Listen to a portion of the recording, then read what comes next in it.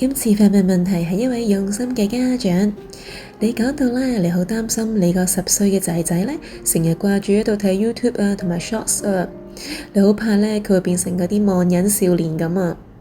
我好明白你嘅心情㗎，特別係而家嘅小朋友確實係好容易畀手機吸引嘅。咁今集咧就同大家分享下呢個題目啦。首先呢，你都提到仔仔平時都有好多運動㗎喎，呢個都係一個好正面嘅事，證明呢佢係好有活力同埋有自制力嘅。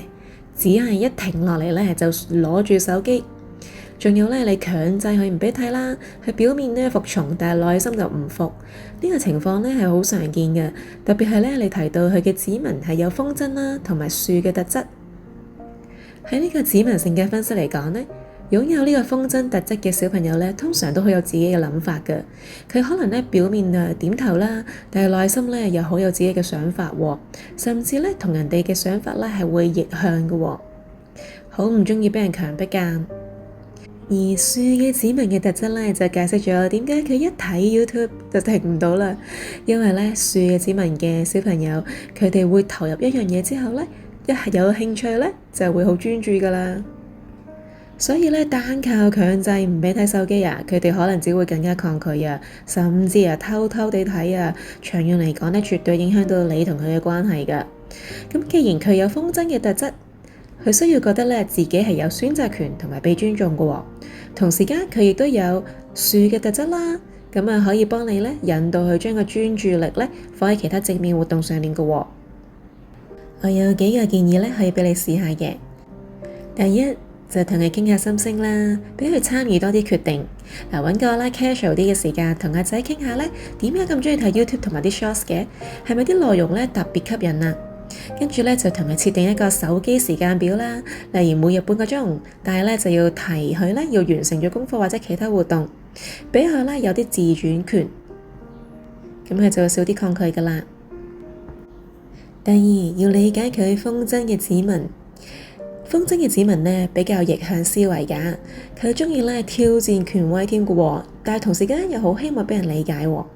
你可以問下佢啊，你覺得 YouTube 最吸引你嘅主題係啲咩呢？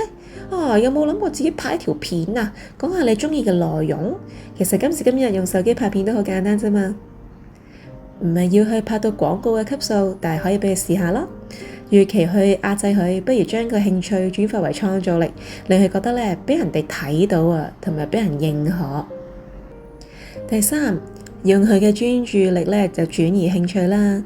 既然呢樹嘅指紋係有專注力嘅喎，試下揾下啲呢同佢興趣相關但係唔係手機活動啦。例如佢鍾意睇啲同遊戲有關嘅 Shorts，可以同佢一齊玩card games、桌遊，或者呢報讀一啲 STEM 嘅課程，好似啲機械人編程咁啦。將佢嘅專注力呢導向一啲有建設性嘅地方。今次呢就分享住3個建議先。最後呢，我想鼓勵你，10歲嘅小朋友呢仲有好大嘅可塑性㗎，你可以用心觀察佢嘅性格同埋需要，同佢溝通多啲，畀多啲時間，一定呢可以揾到手機以外嘅快樂嘅。如果你想再深入啲了解你嘅小朋友，其實呢，我哋有2個工具可以再支持你㗎。第一，我哋有一個叫做高階指數報告。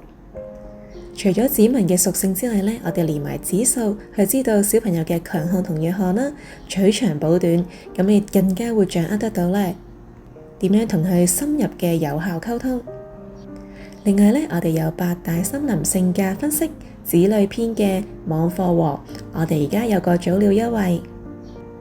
呢個網課呢係預錄嘅影片嚟嘅，所以呢好方便到各位家長，係等你呢可能有時半夜啊，或者係一啲放假嘅時間呢，先至去學習啦。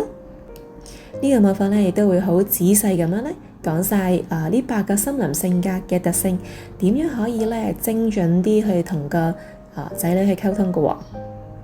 而家我哋做緊早鳥優惠，有興趣再了解多啲呢，可以 PM 我哋嘅。希望今日嘅分享都畀到啲啟發大家啦，下次再見。